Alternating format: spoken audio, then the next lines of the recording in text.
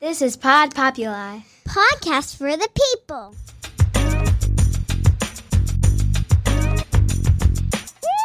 The Great Love Debate. It's the Great Love Debate. The Great Love Debate. It's the Great Love Debate. Hi again, everyone. It's Brian Howie. Welcome to the Great Love Debate, the world's #1 dating and relationship podcast. Since 2015, I am here in the very fine studios of Pod Populi, Podcast for the People. I am at the one in Boca Raton, Florida. The weather is deep jungle, humid, Jurassic Park, disgusting. But, you know, brighter days ahead, I suppose. Thank you for all the feedback, the people who gave me the feedback on the show we did in London, which I really enjoyed doing. I know I'm going to talk about that for a long time, how much I like London, but I'm back in Boca, which most of the year is very, very nice. Now, as I always say, two things on this show. One is we are always trying to sell hope. And we've done a lot of podcasts in the last year that were a little less than hopeful. We did some divorce stuff. We did some breakup stuff. We did some the world is hard stuff or whatever. So I wanted to do something that I think is a little more hopeful today. I'm going to bring in my guest in a second. My longtime producer of this show, the 2-time Emmy Award-winning Keiko, used to always say to me, everybody thinks they can do my job. And I was always like, yeah, people say that to me too, you know? There was a point where when we were on the Great Love Debate tour about the second year in, we were trying to find different people to host the show and have this going on all over the place in the country at the same time, because it was really hard on me to get to every city and host it. And so we actually spent a summer sort of in Chicago auditioning people to do what I do, and we couldn't find them, and I wanted to find them. And my manager at the time said, okay, it's no longer the Great Love Debate. It's now the Great Love Debate with Brian Howie. And I was like, good. Fuck. Now I have to do it the whole time. You know, you kind of have to really be curious about this stuff, and you really kind of have to want to have these conversations. So why I bring that up, everybody can do my job, which she said, and she's a big-time reality television producer, is that my guest here is currently has a job that I think is one of the most challenging jobs that you could possibly have, because the risk reward on it, so much can go wrong. And if it goes right, it's almost like there's disaster or relief. There's and I say that a lot when I used to do live theater. People used to be like, oh my God, are you so excited it's opening night? I'm like, no, it's disaster or relief. You sort of get through it. Anyway, she is the host of the Wedding Buzz podcast, which you should check out. She has a lot of things to say about sort of the philosophy about what we're trying to do on our wedding day and beyond, especially from the bride's point of view. She's a fairly recent bride herself, I believe. Sydney Whidden, how are you? Hi, I'm good. Thank you for having me on. Everybody always thinks that, oh my God, I could plan weddings. No, you couldn't. It's the most important day of, or at least in the conversation for the most important day of at least one, maybe both of their lives. It's such a high wire act, filled with stress, filled with visions that are hard to pull off, filled with you're trying to capture a feeling that is tough for her to even eloquently enunciate to plan it out. What made you even want to get into a racket like this? You know, I kind of fell into it. I was at Einstein Bagels freshman year of college, sitting with my friend who was engaged, and we were talking about her wedding, and she was in that like, oh, we could do this and I could do that and like all this stuff. And I was asking questions. Well, how is this going to happen? And how is this going to happen? And she looked at me and was like, you should be a wedding planner. And at 18, I didn't even know that that was a career people had. Right. And so I looked into it and realized that at my college, the hospitality program had an event management concentration, and I got a job with a wedding planner and switched my major and just kind of dove into it. So she was like, you should do this. And then I realized, oh, maybe I really should do this. And so your impression of what that was versus the reality of what it is, what is the difference, if there's anything? A lot of people think it's like, oh, I could pick flowers and colors and patterns. And it's, you know, what's funny is that like, I remember like the first wedding, I was like, oh, like this is a production. Like, yeah, you're a producer. Yeah, that's exactly what you are. Yeah. And like, now I'm a bit older. I have been married. A lot of my friends have been married. I've been a bridesmaid. I've been on every angle of weddings. So I understand it. But back then I remember the first wedding. I was just like, whoa, like it's a production, but I also loved it. I didn't have a concrete thing of what I wanted to do when I grow up. Right. I am a girly girl. I love glitz, glamour, whatever. I also, at the time, like I play guitar and I sing. And so I was like, I want to be Taylor Swift, but that was not going to happen. So I saw these weddings as like, but I also love business. And so You're like, well, I could be the music at your wedding. Save some money. maybe not the music, but you know, it's a whole production, but I also fell in love with it at the same time. I was like, whoa, I can, you know, bring my business skills in and like my organization and logistics into something that is girly and fun and pretty. You are every wedding. I think you, from a wedding planner's perspective, is you have to solve a puzzle, and this puzzle involves their personality. It involves a lot of moving parts in terms of friends and family and what you're doing. It has a lot to do with venue and certainly cost. Making people's dreams happen when, no matter how wealthy you are, there's budget limitations, and you have to break the news to them like, we probably can't. This is what that will cost. And then you don't want to disappoint them because you're trying to give them the feeling of the dream. That has to be something that's challenging to learn no matter how long you've been doing it. Yeah, it is. It is. And you know, the budget is never a fun conversation. Especially these days, we live in such a, what's the word? Comparative? That's not a word. But anyway, like everyone compares. Yeah, that's a word. Is it a word? A comparative culture where you're seeing these weddings on social media and everyone thinks like I can have that. And it's a harsh reality of what you think online looks like a $40,000 wedding is truly over $100,000 and beyond. Like what people might think is like an average wedding is so much more expensive than people think. And it is tough because you don't want to break the bank on a wedding. It's just one day. It's one big party. You don't want to go into debt and stuff over it. But on the flip side, it's your one wedding day. So finding that balance is a little tricky. And a lot of times, not to stereotype, but that's what we do here at the Great Love Debate. This is the most important day for the bride. A lot of time, this is the destination. The men are kind of like, okay, I want to start the marriage, but a lot of times she has dreamt of this day. Yes. Since she was a young girl, her wedding day is her day, and I respect that totally. And to not have that day in the way you wanted, that's what was one of the challenges with COVID for a couple of years. Like people are like, we're engaged, our wedding's canceled. Do we half-ass it? Do we put people in masks? Do we not do it? Do we wait 2 years? Like that had to be really challenging and blow up a lot of dreams, I think, for people, right? Yeah. No, I mean, it is challenging, and there's not a perfect, like, kind of like what you were saying with theater. I mean, like I said, I play guitar. So I've done like shows, and it's kind of a make or break. It's either going to happen great or not. And if it doesn't go well, that performance didn't go well. And your job is to try and think of 100 possible things that could go wrong. Yes.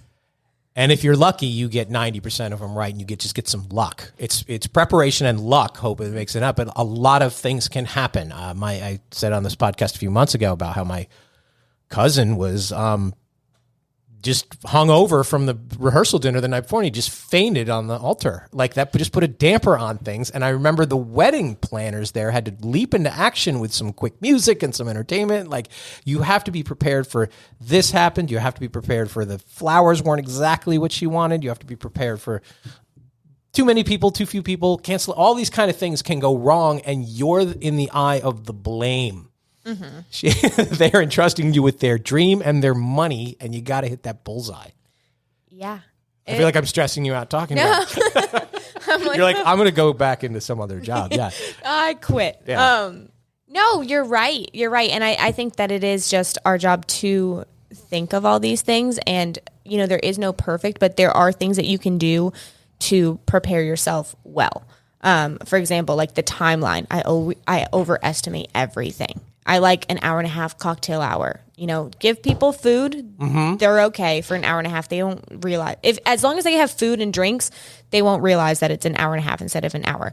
But that gives you some wiggle room. It gives you some time. You know, like overestimate how long things are going to take. Of course, not too long because you don't want the day to drag. But by giving yourself that little wiggle room when something pops up, it's, you know what? We have 10 minutes in the schedule, so we're okay.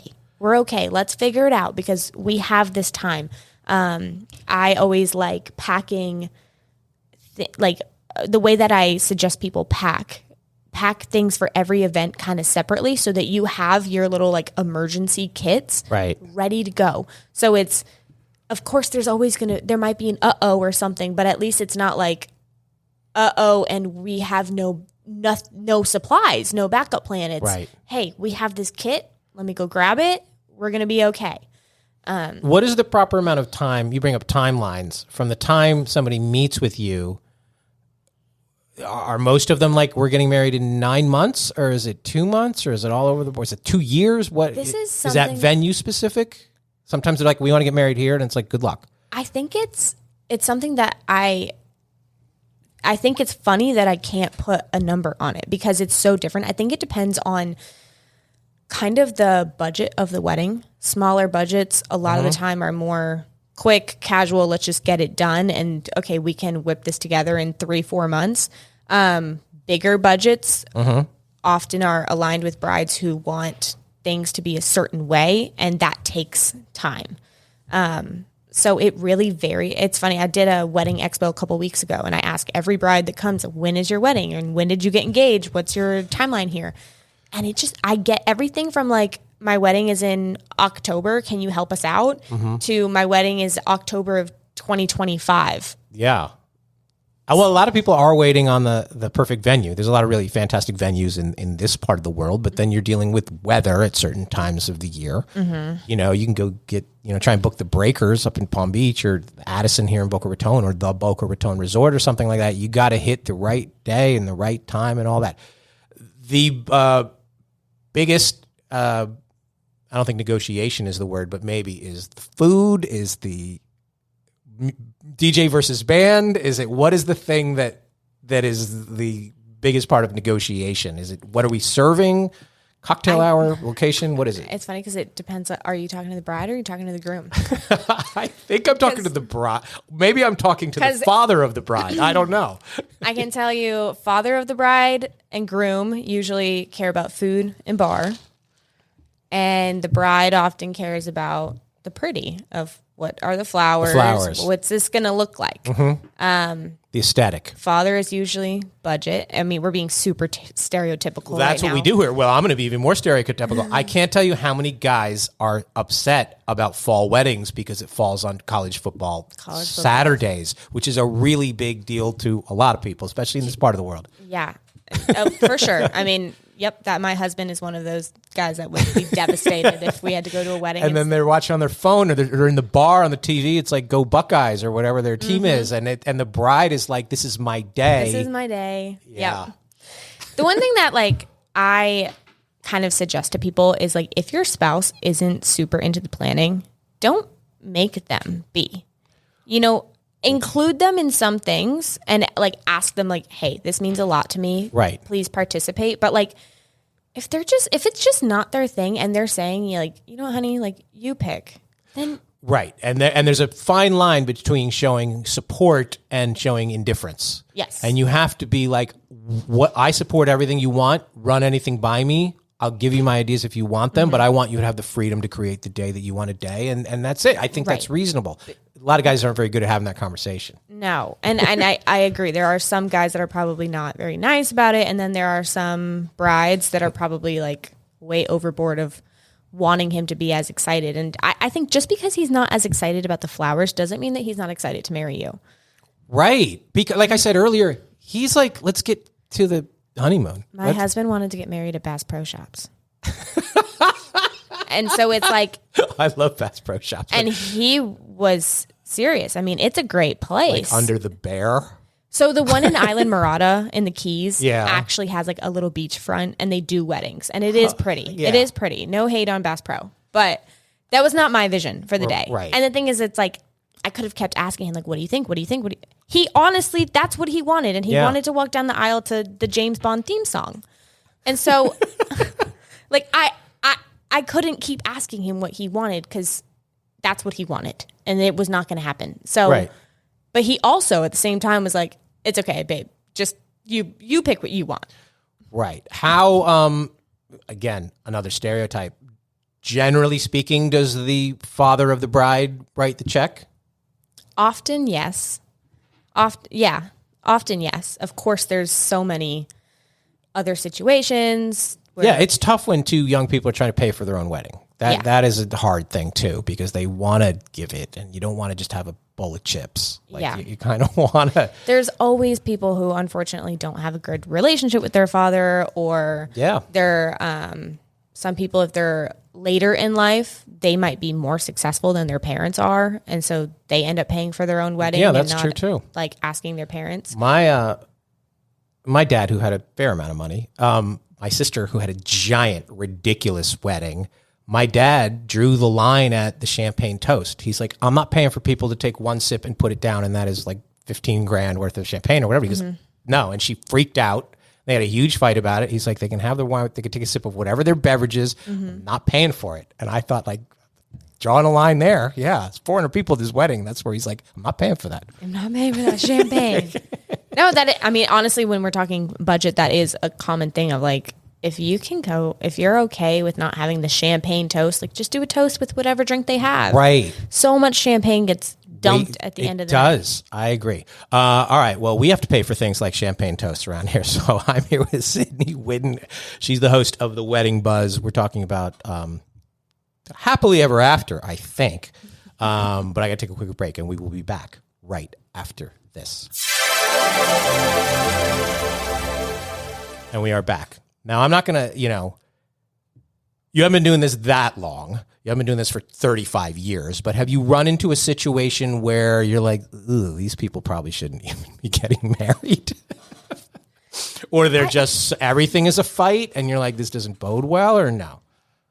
Of course you have those few that are just like, like, how is this going to go? The one thing that I don't know if they were like weren't meant to be, but it kind of made me sad is we did, this moment actually made me decide not to do a first look at my wedding. I like in that moment was like, I'm not doing a first look. We did the first look, and he was, happy to see her. And then as we're like walking back inside, he was like, all right, so we did this, like, what do I do at the ceremony? And I was like, what do you mean? He's like, I don't know. Like, I was supposed to look excited when I saw her now. I did. And then at the ceremony, like, what am I supposed to do then? I'm like, fake it. Yeah. Cry again. Like, be happy. Like, I don't know. And so hopefully they're still together and everything's great. But I just was like, where do you, what's the first thing you figure out? Venue, amount of guests, budget, obviously, but yeah. So I suggest kind of 2 rounds of this of like estimated guest count. It's hard to you get engaged the next week to be like, okay, this is our finalized list, but seriously sit down and like count how many people, and all those people that you're like, maybe not, include them, because it's easier to go down than up. Like if you find a venue that fits 100 people and you're like, yeah, we have 80 people. Perfect. Well, then you keep adding and adding. Now you run into trouble. So figure out your guest list, figure out your budget, a realistic ballpark budget. Have the tough conversations with family members who have said like, oh, we're going to give to you. Like, okay, how much? Right. Uncomfortable conversations, but like you have to have it. And then I suggest venue, because venue links, like the capacity at the venue is tied to your guest count. Day, time of year. Yeah. Is it available? Is it available? The budget, you have to know a budget to know if the venue is good or bad. And then the venue is linked to the date. So that's definitely where the building blocks where you got to start. Food comes where in the chain? Pretty early. Pretty early. I like finding all your vendors pretty early. A lot of venues include food. So right, if like that's the case, then like it's kind of checked off. If they don't include the food, then I would pretty quickly find a caterer to at least lock in your date, and you can always pick the menu later. That's a lot of things with vendors is like, you need a photographer. You need to get that date locked in. Some people have food truck weddings now. They do. They do. They And do. people think it's fun and it's creative and whatever. I mean, I know some super wealthy people who have weddings like a park on the beach and just the coolest, just a fun band. And it was just awesome. And I've had some people who was like, oh my God, how many mortgages on how many family members' houses did they take out to put this together? And it didn't necessarily make it more fun. More money doesn't necessarily make it more fun. 100%. I mean, what the guests, like you kind of asked what the bride and the groom kind of debate over and the father of the bride, what the guests remember is food and entertainment. 100%. Like the women might care what it looked like and whatnot, but what are they truly going to remember is the food and entertainment. Are you on the side of band or DJ? Depends. That's a wishy-washy answer. I know. I guess I don't have a... I'm a fan of karaoke weddings. Oh, yeah? I want drunk Uncle Joe to be singing Thriller. If I had to pick, probably DJ. I think a killer live band can be really cool and really fun. Right. But if the band's not good, you can't be like, hey, can you change the song? So, I agree with that. Somebody told me once that the difference is why the DJ's better. Not only is the DJ, then they're usually probably a good MC and all that kind of stuff. That people know if they're going to dance, and a lot of people dance twice a year, that they need to dance to the song in the way they know the beat is coming. And sometimes the band is a hair off and it screws up the dance. Like I've heard that. Yeah, I'm mixed because like I have been to weddings with an amazing band and it was like killer, you know, but I've been to weddings where the band just sucked and the bride was in tears the entire night. And it was like, there was not much you could do. Like I didn't know how to tell the band to not be bad. And like, I did try to like, I was like, I need your attention. And they kind of like put on filler music while I talked. And I was like, the bride gave you a list of songs. Like she says you're not playing the right songs. And they're like, oh yeah, we'll play it. And I'm like, okay, she mentioned this. And then they started playing again and they started playing like other stuff. And I was like, I can't be like, Yeah. they're in the middle of the performance. Right. Is the their song, First Dance, Father Daughter, is that a big part of it? Or is that like the last thing that goes in the equation generally? For what? For the when you're choosing the music, or like because there's like, this is our song, honey, and the groom's like, I don't even know this song. And then when she dances with her dad, that's usually a song too. But then you get some of these people really choreograph their first dances and then they blow it. I mean, there's a lot of crazy shit. People remember things that are different, but a lot of people are stuck with tradition and they grew up thinking about a wedding a certain way based on what they might have gone to when they were 14 years old. And they want to have that old school, It totally depends on the crowd. Like younger crowd is definitely more open to like, oh, this is new. This is trendy. She didn't do this traditional thing. And then you get an older crowd who goes and it's like, how come she's not doing this? And how come? And it also depends on the part of the country. If you are in the Northeast, I have been to a lot of Italian weddings where they're passing around the bag of cash and there's like 150 grand in there at the end of the night. And they're like, nobody's going to touch that bag with this crowd here. But they do that. And everything is old school. The tossing of the bouquet, the dance, the sit down, all of it. And then sometimes different parts of the world do different things. Sometimes people want to have weddings at Bass Pro Shops. Like same thing. Or they dress differently. Or a lot of people want the dark tux and 6 guys in a line, all like that. And some people are like, wear whatever you want. There should be some imagination in all of this. And your job is to pull that out of them. Yeah. But people want to respect tradition of what they believe a wedding looks like in their head. So I was literally emailing a bride this morning and because she was asking, she wants to do evites. And I was like, okay. And she's like, how does this typically work? I was like, okay, well, typically they're not evites and you send a save the date and then this. But at the end of it, I'm like, but it's your wedding. So do anything you want. The title of my book is Your Day, Your Way. Right. How to plan a perfect wedding without losing sight of what matters. So let's look at tradition and then let's look at what you want to do and how can we kind of meet in the middle here? How can we find something that fits what you want without pissing off your family and your guests? The one job that I believe has gotten easier when it comes to the wedding thing is the photographer. Because, and you're too young to remember this, 15 years ago, He's dropping off a roll of film, or he's developing. He doesn't know if he got the shot. I'm not too young for this because it's become this new trendy thing to do film photography at weddings. Oh, it is? And I don't get it. Yeah, why? What's the upside of that? I think people just, you know how like it's now trendy for like record players again? Same thing. It's the same thing. Oh, they want developed film? They want developed film. That's stressful because you want to know you got the shot. And oh my gosh, it drives me insane because it's like some of these photographers, I'm going to piss off all these people, but that's okay. Some of these photographers that only do film photography, they literally have to bring an assistant, which the bride is paying for, right, that assistant to be there and hold film ready to swap in the camera. And then I've been at weddings where the photographer's like, hold this genuine moment, wait, let me swap my film. And I'm like, yeah, we progressed in the world. We have. On the camera. Everybody's got phones. And like you can take a digital photo and add a filter to make it look that grainy, filmy look if that's what you want. I think you can. You can filter it and get. It's not my style, but if that's what you want, you can do it. Where do you stand on kids at the wedding, in the wedding? Because that's controversial too. My wedding was a no kid wedding. Yeah, which is fair. If you are super casual, it's like a backyard barbecue, family feel, like, okay, fine. My wedding was a formal wedding, and I was like, no way. No.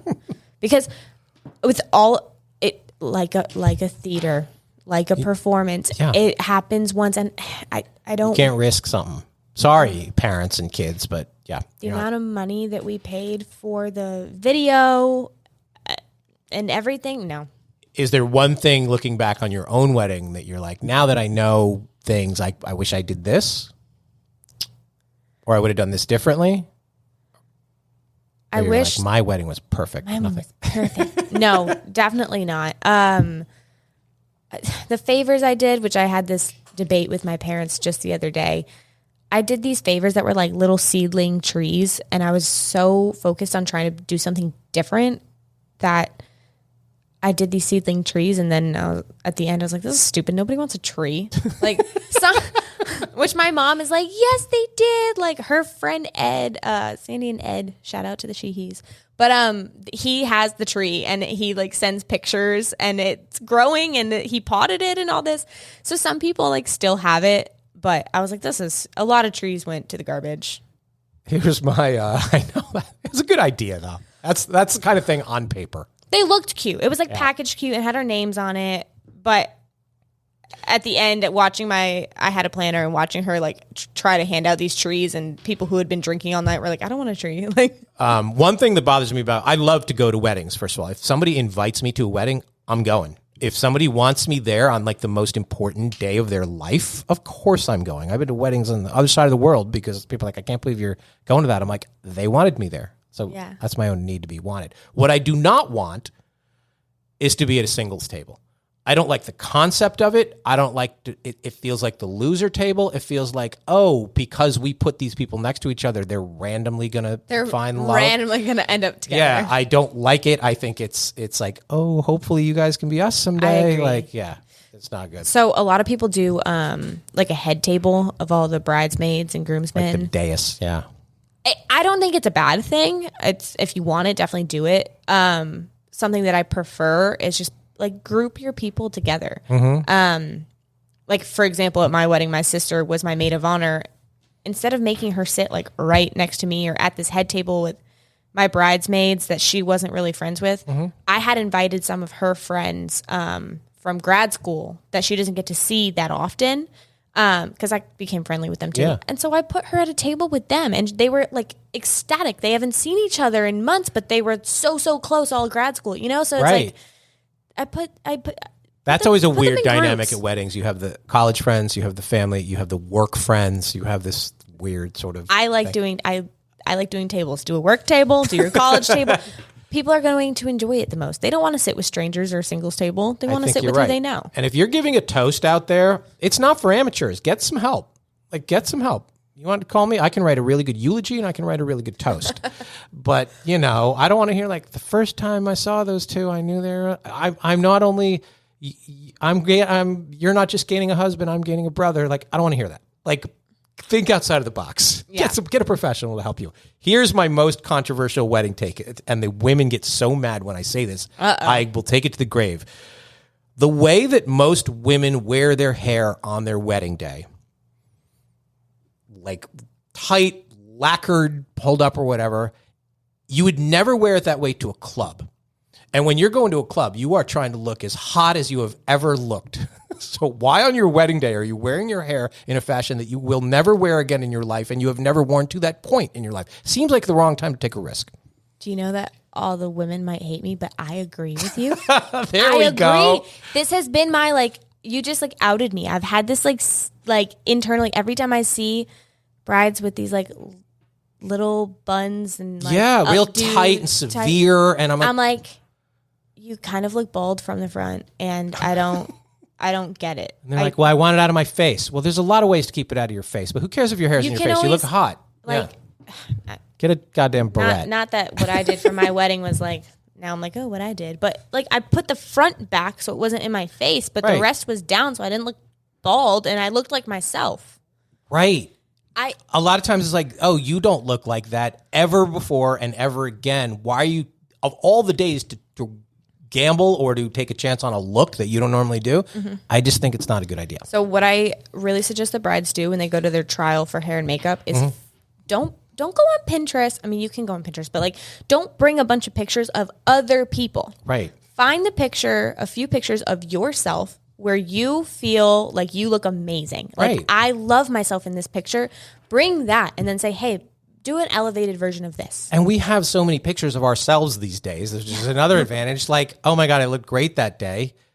Wear it like that. A lot of people are like, well, I'm taking advantage of the fact that I have a hair and makeup crew to give me a look that I've never always wanted to do. No, that's not what you do here. I feel like this is not allowed for me to say, but say it.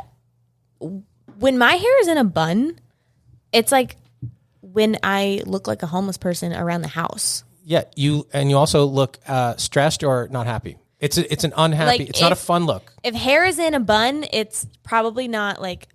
We need more ponytails at weddings. There's not enough ponytails going on. I agree. You should be fun. You should be flirty. You should be sexy. You should be beautiful. There's a lot of ways to accomplish that. And sorry, a lot of people are mad at me now for saying this. Me but too. I'm glad you agreed with this. I do. This is what and he loves you as you are. And this is the day, like, you are the one he chose. A lot of women get married for a lot of reasons. She wants the house, the dog, the white picket fence. He's not even on that list. You ever notice that? He's not even there. I believe, when he asked you to marry him, it's because he wanted to spend 50 years with you. Like, I think men are fundamentally more romantic about getting married, and the women are more about the wedding. There's a lot of that. Stereotype away, Brian Howie. Hey, stereotypes happen for a one reason. thing that you haven't.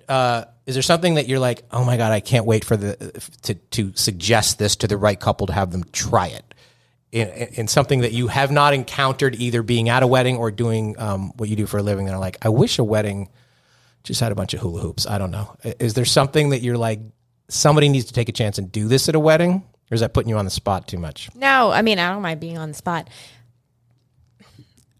I don't know if it's like. It's definitely been done before, but not something that I've super experienced. I love like entertainment at weddings. I know that it's like not budget friendly at all. Like a magician? Just maybe not a magician. I think a magician work in the room and the reception is a good thing. I think that'd be cool. I just think, kind of going back to what I said, like the guests remember the food and the entertainment. I just think keeping the night fun. Every 30 minutes, do something different. Add a confetti pop, add CO2 cannons, have the magician pop in the room, have some dancers or something. Like, I just think, I wish more people focused on fun. People are going to remember, how was that wedding? Oh my God, it was so much fun. And people don't focus on the fun. Focus on the fun. The other thing with like today, a lot of people not wanting to do the traditional like bouquet toss, garter toss. Okay, what are you doing? People get tired of dancing. Is that considered sexist now? I guess. A bunch of women fighting over the bouquet? Like, is that the reason, like, a lot of people are steering away from it? I think a lot of people, it's trendy to not be traditional, so I think that's part of it. And then I do think, especially as you're getting into later 20s, 30s, or older, a lot of your friends are married. So then it's almost like, hey, let's single out the single people and put them on display. So it's not, I guess, that nice. Right. That's true too. So Yeah. I'm not like saying you have to do the traditional things, but do something. Your guests cannot just dance from 7:30 to 10 o'clock at night. Like, they're going to get bored. They are. There has to be more than pictures, food, dance. Right. You have to come up with something else. Yeah, and it's not a waste of money, in my opinion. Like, No, it's not. Do the confetti pop, do the CO2 cannons. It makes great pictures. People remember it. They do. It's so fun. Yeah. Be creative. What was the highlight of your own wedding? What's the thing you remember the most besides your fantastic hair? I was really happy during the ceremony. That helps. Yeah, I just remember the whole day I was just happy and calm, and I just was nervous that I would be nervous, and I really wasn't. And so I know that that's not one moment, but I was just really happy. Even the ceremony, I was just genuinely happy and like in the moment. And people can feed off that. Like, that is a Yeah. good thing. If you're happy and you can feel that, and it doesn't feel like a stressful thing. And did you know everybody at your wedding? Or were there people who you met for the first time? I knew there were people I met for the first time, but I knew about 99%. Like, there was a couple people on his side that I Like, wait, hadn't met. who is this cousin of yours? Yeah. There was a couple people, and we got married pretty fast. He proposed in 7 months, and then we got married a year after. So, That's about right. yeah, Yeah, I think that's good. I was not down to be begging for, like, I don't know. I know this is maybe controversial, but It's called the Great Love Debate. yeah, some women just beg for that proposal for like years and years. And I was like, I don't think I want to do that. And then he proposed probably earlier than I was expecting. Right. And Was it a surprise? yeah, Good. it definitely was. Yeah. I was surprised. I had like, Took you down to Bass Pro Shop and shot it out of a gun. no, he wishes. He wishes. No, he did it. He did it on Christmas in front of my family. And Did they know? yeah, they knew.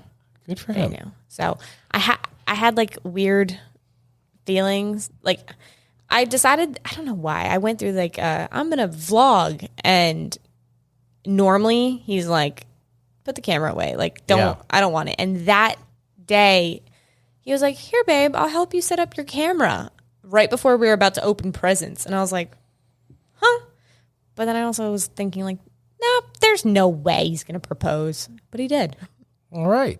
I'm going to let you plug your book, your business, and your podcast. And then, this is your first time on the podcast, we play something called Worst Date or First Date. So you have to either think back to your swinging single days of when you had a really bad date, or give us the really best date you've ever had. Could be with your husband, could be with somebody else, your choice. So first of all, tell everybody about your book, tell everybody about your business, and tell everybody where they can find your podcast. Okay. Yes, I have a book. It's called Your Day, Your Way. It's on Amazon. It is an Amazon bestseller. That's a good title. Yeah, thank you. Yeah. Your Day, Your Way on Amazon. My podcast is The Wedding Buzz. So that is on Spotify, Apple. I do upload the videos on YouTube as well if you want to watch it. We talk about all things wedding and a lot of things that new couples are going through. And then I am a wedding planner. I am in West Palm Beach, Florida. So if you need a wedding planner, or I offer content creation services. So if you need wedding planning or content creation in South Florida, I'm your girl. Good for you. All right. Worst date or first date, your choice. I don't know. Well, give me your first date with your husband then. Do you remember that? Yes, I do remember. We went fly fishing. No, what was it? Oh, he wishes. See, he's wishing. You've taken a lot of his wishes away. I know. Give me that one. That's a good hopeful story to end on. Okay. We met on Bumble. There you go. Old fashioned. Met on Bumble. Well, okay. So you had to go first. What was your opening line on Bumble? I wish I remembered. Oh, come on. I was not Hey. like interesting at all. I just was like, hey, how are you? Like, Yeah. I didn't. He's like, she's cute. That's fine. I was really over the dating and stuff when I met him. I just was like kind of trying because I felt like I had to.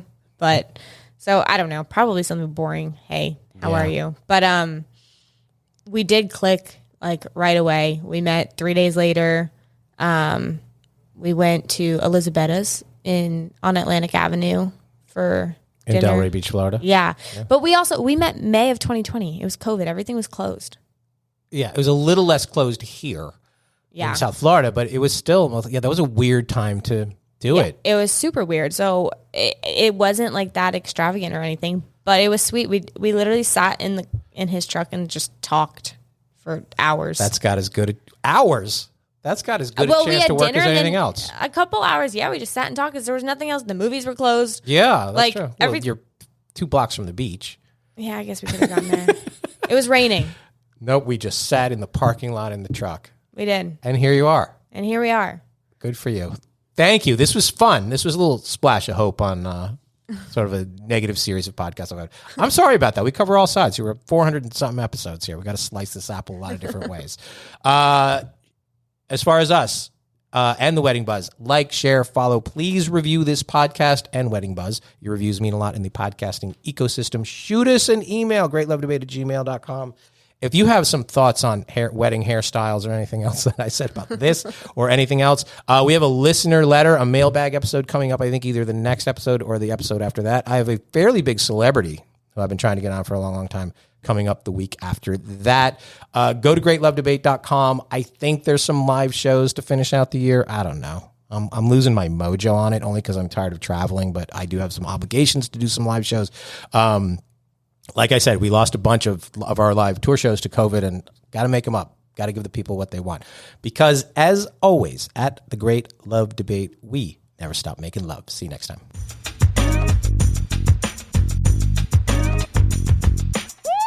The Great Love Debate. It's the Great Love Debate.